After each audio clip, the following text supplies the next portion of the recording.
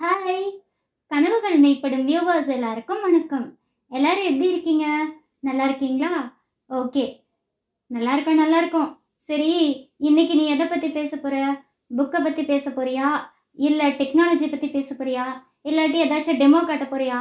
அப்படின்னு உங்க mind voice எனக்கு கேக்குது. ஓகேங்க. நான் இன்னைக்கு என்ன பண்ண போறேன் அப்படின்னா, என்னை பத்தி ஷேர் பண்ண போறேன். என்ன பத்தினா, என்னோட எக்ஸ்பீரியன்ஸ், என்னோட சைல்ட்ஹுட்ல இருந்து நான் என்னென்ன ஃபேஸ் பண்ணேன், ப்ளஸ் அண்ட் மைனஸ் எல்லாத்தையும் உங்ககிட்ட சொல்ல போறேன். ஆமா, உன்னோட ஸ்டோரியை கேட்டு நாங்க என்னமா பண்றது? நாங்களே 1008 கவலையில இருக்கோம்.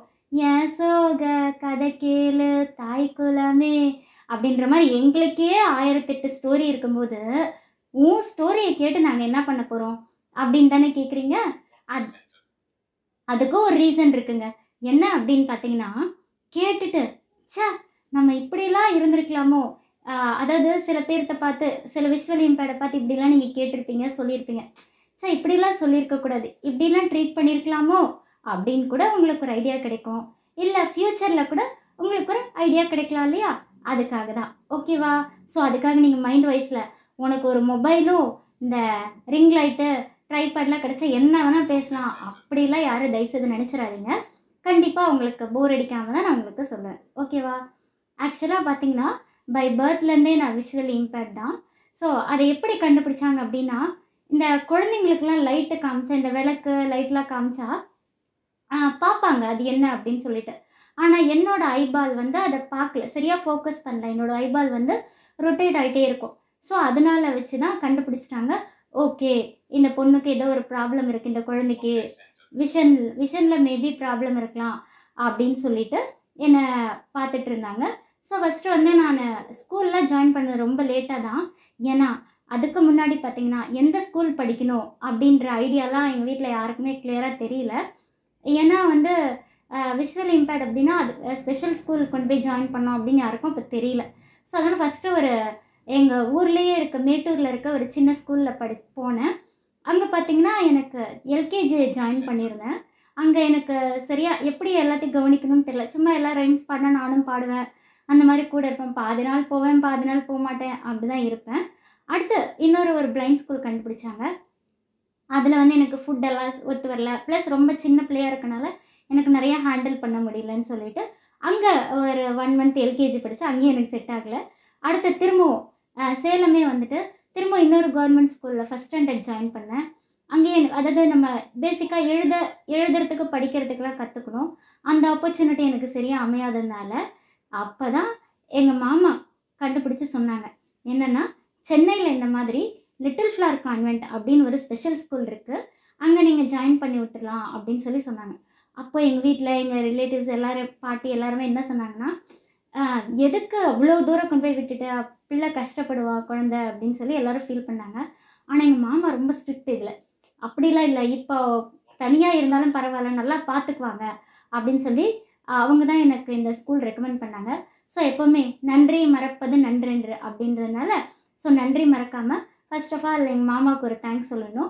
அதுக்கப்புறம் அம்மாகிட்டயும் நெறைய பேர் வேண்டாம், ஸ்கூலுக்குலாம் அவ்வளோ தூரம் அனுப்ப வேணாம்னு சொன்னாங்க. பட் அம்மாவும் இல்ல படிக்கட்டும் அப்படின்னு சொல்லி எல்லாத்தோட சப்போர்ட்டோட எல்லாருமே என்ன பிளெஸ் பண்ணி ஸ்கூலுக்கு அனுப்பிச்சு வச்சாங்க ஒரு வழியா. ஸோ ஃபர்ஸ்ட் ஸ்டாண்டர்ட் வந்தேங்க.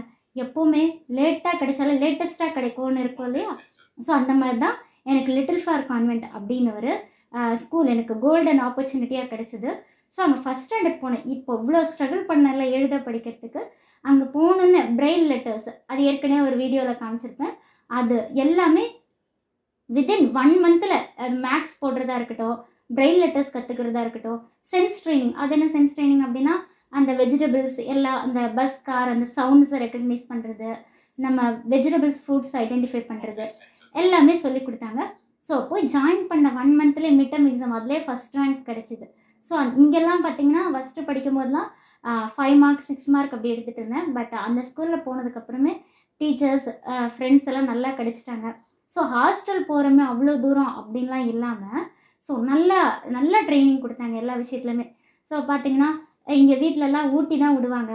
அங்க போனோம்னா தனியா சாப்பிடுறதா இருக்கட்டும், இங்க கை பிடிச்சிட்டு நடக்கிறது, அங்க போனா தனியா நடக்கிறது, மொபிலிட்டி ப்ளஸ் எப்படி இண்டிபெண்டன்ட்டா இருக்கணும், ட்ரெஸ் வாஷ் பண்ணுறதுலேருந்து, தலை சீவுறதுலேருந்து எல்லாமே இண்டிபெண்டன்ட்டா பண்ணணும் அப்படின்ற விஷயத்த அவங்க எங்களுக்கு சொல்லி கொடுத்தாங்க. ப்ளஸ் பிடி, எல்லாருமே பிடி பீரியட் அப்படின்னு வந்தாலே எல்லாம் ஜாலியாக விடுவாங்க. ஆனால் நான் என்ன பண்ணேன்னு பார்த்தீங்கன்னா, ஃபஸ்ட் ஸ்டாண்டர்டில் எப்போ பாரு பிடி பீரியட் வந்தாலும் எனக்கு கால் வலி கால் வலின்னு சொல்லுவேன். என்ன அப்படின்னு பார்த்தீங்கன்னா, எனக்கு ஒரு பயம். ஏன்னா வீட்டில் ரொம்ப செக்யூர்டாக இருந்துட்டேன்னா, அதனால எங்கேயாவது விழுந்துருவோமோ, அடிபட்டுருமோ, ஏன்னா ஓட சொல்லுவாங்க, ஜம்ப் பண்ண சொல்லுவாங்க, எது பண்ணாலும் அடி விழுந்துரும் அப்படின்ற மாதிரி எனக்கு பயம். அதனால அப்படியே எஸ்கேப் ஆகிட்டு இருந்தேன். ஆனாலும் பிடி மிஸ்லாம் விடலையே, எப்படியோ எப்படிச்சு ஓட வச்சு, ஜம்ப் பண்ண வச்சு, ஸ்கிப்பிங், எல்லா ஹாபீஸுமே எங்களுக்கு என்னென்ன முடியுமோ அத்தனையுமே சொல்லி கொடுத்துட்டாங்க. ஸோ மியூசிக்காக இருக்கட்டும், ஹேண்ட் ஒர்க், ஆல்ரெடி நான் ஹேண்ட் ஒர்க்கும் சொல்லியிருக்கேன். ஸோ ஹேண்ட் ஒர்க் இந்த மாதிரி எல்லாத்தையும் தாண்டி இப்போ பேரண்ட்ஸு ஒத்துக்காத ஒரு விஷயம் என்னன்னு பார்த்தீங்கன்னா, சமையல். சுத்தமாக சமைக்கிறதுக்கே விட மாட்டாங்க. போனால் என்ன சொல்லுவாங்க, கை சுட்டுரும், அப்புறம் கை கட் பண்ணிடும். யாருக்கு தாங்க கை கட் பண்ணாது, உங்களுக்கும் கட் பண்ணோம், எல்லாத்துக்கும் தான் கை கட் பண்ணிக்குவாங்க தெரியாமல். ஸ்டார்டிங்கில் எல்லாத்துக்குமே அப்படி தானே இருக்கும். சண்டையில் கிளியாத சட்டை இருக்கா என்ன, இல்லை இல்லை. ஸோ அந்த மாதிரி தான். ஸோ அதெல்லாம் தாண்டி எங்களுக்கு ஹோம் சயின்ஸ் அப்படின்னு ஒரு சப்ஜெக்ட்டு. ஸோ ஹோம் சயின்ஸ்லேயே அப்படி தான் எங்களுக்கு எல்லாமே பேசிக்லேருந்து டீ காஃபியில் ஆரம்பித்து கடைசியாக சமையல் ஃபுல்லாகவே எங்களுக்கு எல்லாமே சொல்லி கொடுத்துருவாங்க. ஸோ இந்த மாதிரி எல்லா ஒர்க்குமே இண்டிபெண்ட்டாக பண்ண முடிஞ்சுது.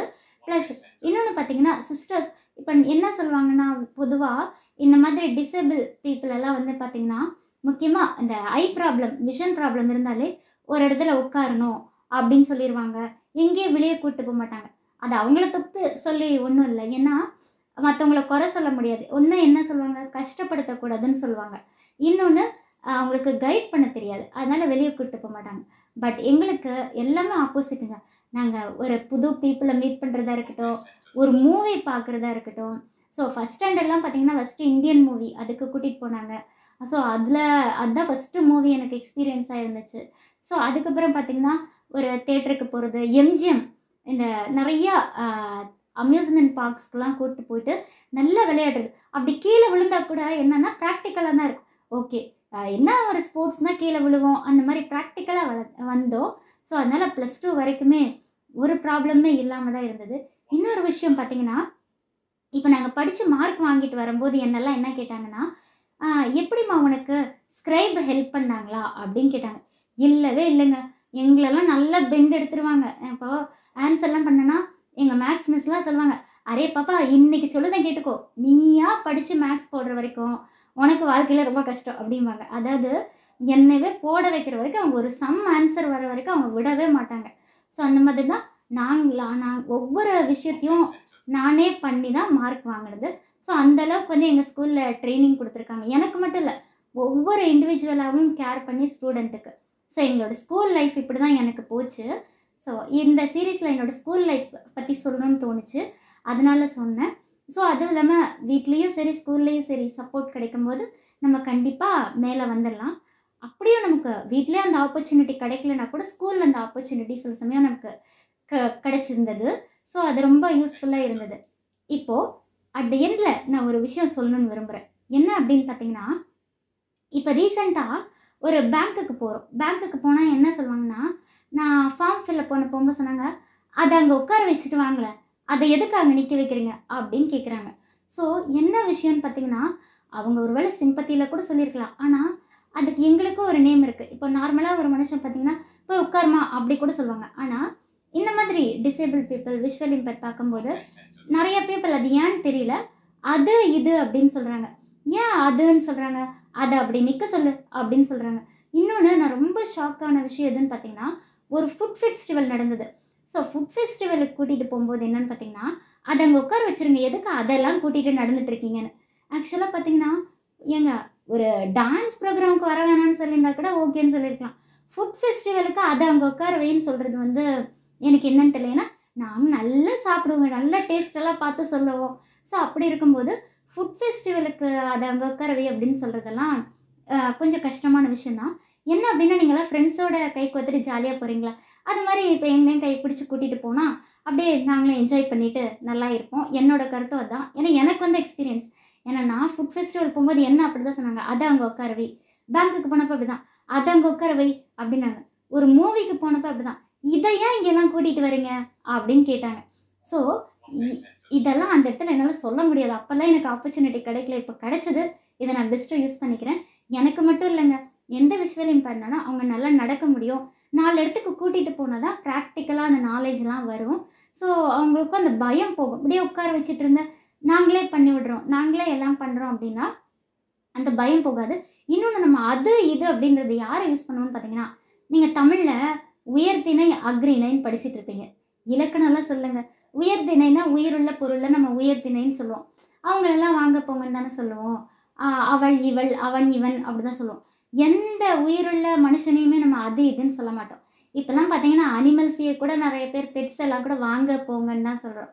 ஸோ அப்படி இருக்கும்போது அஃறிணை வேண்டாமே அப்படின்னு நான் சொல்கிறேன், அது இதுன்றது. தென் நிறைய விஷயத்த நீங்கள் சொல்லி கொடுத்துருங்க. நிறைய வீட்டில் பார்த்தீங்கன்னா தண்ணி கூட எடுக்கிறதுக்கு விட மாட்டேங்கிறாங்க. ஒரு இடத்துல இன்னொரு இடத்துக்கு போயிட்டு கிச்சனில் தண்ணி எடுக்கிறதுக்கும் நடக்க விட மாட்டேங்கிறாங்க. இல்லைன்னா இடிச்சுப்போம் அப்படி சொல்கிறாங்க. சப்போஸ் நீங்கள் வீட்டில் யாருமே இல்லை, அப்போ நாங்கள் எப்படி தண்ணி குடிக்கிறது? ரொம்ப தண்ணி தாக எடுக்குது, தலை சுற்றுற மாதிரி இருக்குது, எப்படி தண்ணி குடிக்கிறது? ஸோ அதனால் முடிஞ்ச அளவுக்கு எல்லா வேலையும் இண்டிபெண்ட்டாக செய்ய விட்டால் நல்லாயிருக்கும் அப்படின்றது என்னோட கருத்து. ஸோ ப்ராக்டிக்கலாக வளர்க்கணும் அப்படின்றது தான் என்னோட ஒப்பீனியன். ஸோ நான் ரொம்ப ஏதாவது எல்லாத்தோட பாஷையில் பிளேடு போட்டிருக்கேன் அப்படின்னா தயவுசெய்து மன்னிச்சிருங்க. உங்களோட நேரத்தெல்லாம் திருடி இருந்தேன்னா இது எனக்கு சொல்லணும் அப்படின்னு தோணுச்சு. கண்டிப்பாக யாராவது ஒருத்தருக்காவது இது கண்டிப்பாக யூஸ்ஃபுல்லாக இருக்கும் அப்படின்னு நான் நம்புகிறேன்.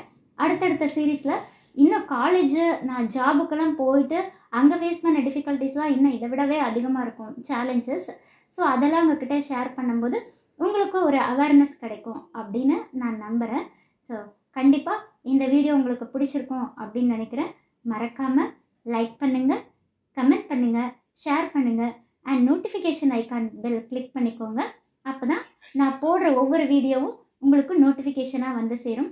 என்ன மாதிரி எப்போ பாரு அதாவது விஷுவலி இம்பேர்டு அந்த மாற்றுத்திறனாளிகளை பற்றி பேசுவியானா இல்லை, இது ஜஸ்ட்டு ஒவ்வொரு சீரீஸ், இது கேட்குறதுக்காக நான் எல்லாத்துக்கும் பதில் கொடுத்தேனே தவிர எல்லாமே நான் உங்களுக்கு எல்லாத்துக்கும் தேவையான கண்டென்ட்டும் இதில் கிடைக்கும். ஸோ அதனால் மறக்காமல் சப்ஸ்கிரைப் பண்ணிடுங்க. தேங்க்யூ.